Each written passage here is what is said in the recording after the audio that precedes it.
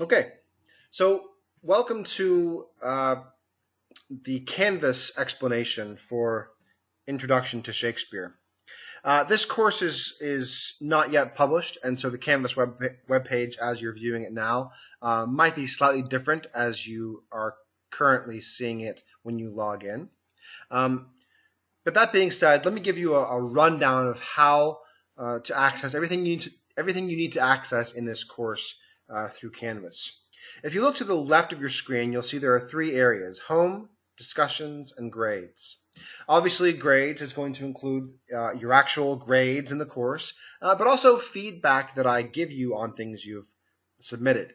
So if you want to know what I thought of, say, your outline for a paper, or why I graded you a certain way in a comment you made in a discussion, that's where you would go under the grades area.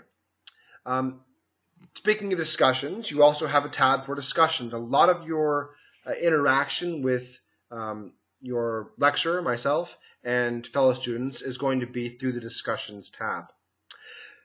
I'll talk more about that in a moment. Also, your home tab, that brings up this page right here, which is 9 modules, module 0 through module 9. Those modules are the areas we'll be studying in our course, and the order we'll be doing it in. Right now we are in module 0, which is introductions. You cannot continue on to module 1 until two things happen. One, you finished the prior module, in this case module 0, and two, a certain date has passed. These modules are date locked. So where it says closed, once they're open, that will change to now open. Okay? So right now, let's click on module 0 so we can see what kind of information is going to be presented in each module. It's going to be laid out the exact same way in every single module with 7 sections. First, lectures. Second, learning materials. Third, quizzes and check-ins. Fourth, mini assignments. 5, major assignments. 6, discussions. And 7, supplemental content. In that first section, lectures, that's where I will post videos of lectures that I give to you, PowerPoints that I walk you through, and other clips of live teaching, right? That potentially might not be me doing the lecture, but might be someone else, right? A guest speaker. The second area is learning materials. This is going to include clips of things that aren't live lectures, such as plays or films based on Shakespeare, or links to PDF documents or Word documents, articles online, things you need to read, play scripts, for instance, sonnets. I'll be posting those sort of things in learning materials. So the two most important pieces of information that you'll be given in this course come from your lectures, section 1, and your learning materials, section 2. In section 3, this is the first kind of almost weekly check-in or quiz, just to ensure that you're actually keeping up with the lectures and the reading material and learning materials. There are currently 6 quizzes, in fact, actually 7 quizzes for you to take over the course of this quarter. The first 2 quizzes are actually happening this week, or in this module. It's quiz 0 and the test your Shake skills quiz. You'll see below that there is a link for quiz 0. You can take most of the quizzes 2 times. You'll get different questions each time, but it'll allow you to kind of get a sense of the kind of questions that will be coming up on your quizzes, and you'll get the highest grade of those 2 attempts. The second quiz linked here is the Test Your Shake Skills quiz. This one is not graded. It's like a survey, just so I can gauge the class's strengths and weaknesses. I'm not going to have a bad opinion of you if you fail it. It's just so I know what areas I need to teach especially, right, or bolster as we go through, okay? On weeks or modules you don't have a quiz, instead of there being a link to a quiz here, there'll be a link to a sign-up sheet. for you to sign up for a time to check in with me online.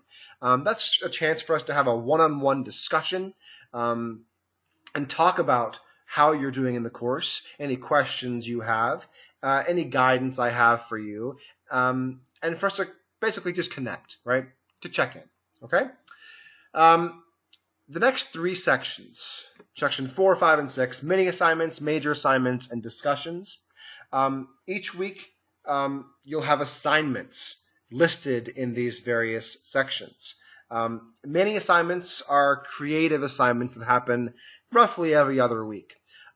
You'll be asked to write, for instance, a sonnet, or to psychoanalyze a character from Shakespeare, or to write a soliloquy. These are largely creative assignments. I am not grading you on your creative talents, however.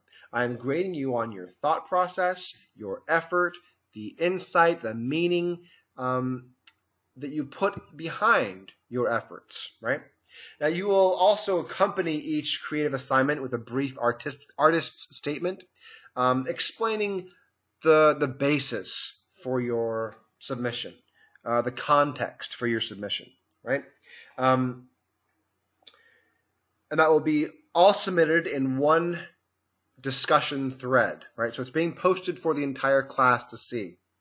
On the alternating weeks, when you aren't submitting a mini assignment, down below in section 6, you'll have a discussion assignment where you actually have to go in, read your classmates' submissions, and make substantive comments on those submissions.